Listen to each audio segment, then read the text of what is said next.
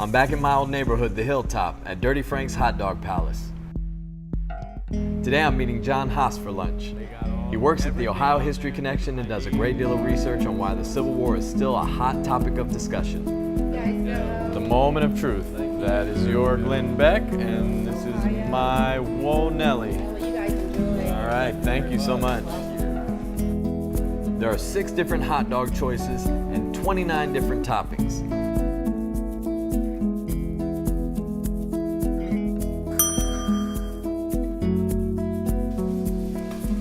So John, a lot of people seem really interested in the Civil War.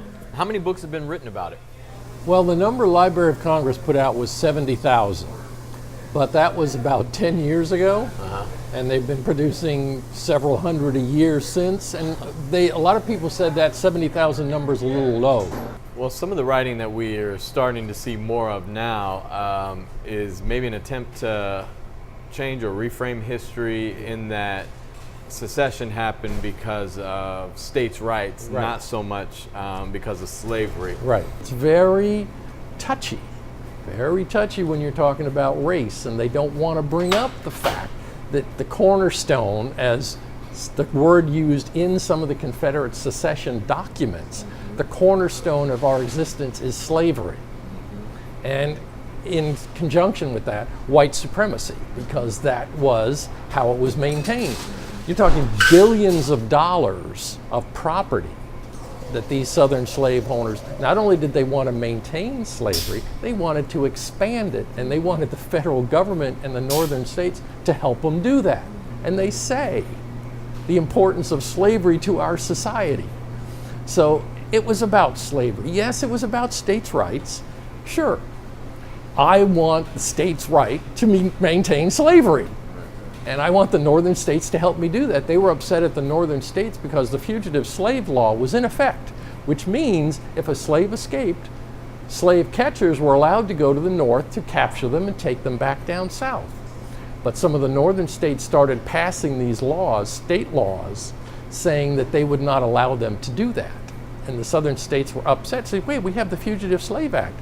We're allowed to do this, and they're supposed to help us do this. But the state said no. So you start getting these fractures, and they're not cooperating with one another anymore. And so yeah, the bedrock is slavery. That's the cornerstone of the whole thing. But a lot of the modern people don't want to touch that.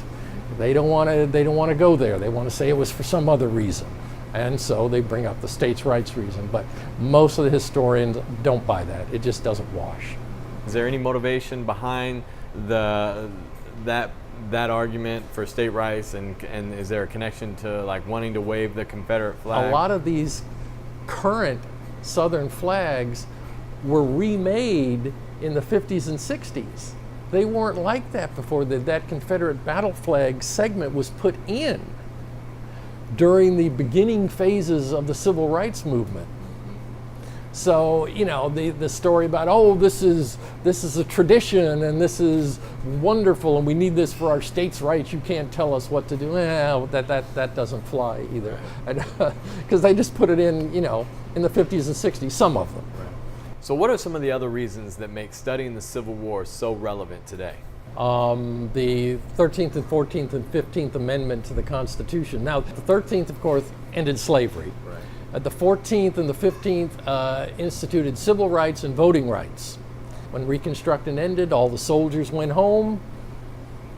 All these laws were passed. You had to be able to read. You had to be able to read a paragraph in order to get the right to vote. You had to own property to vote. A lot of these ex-slaves were sharecroppers.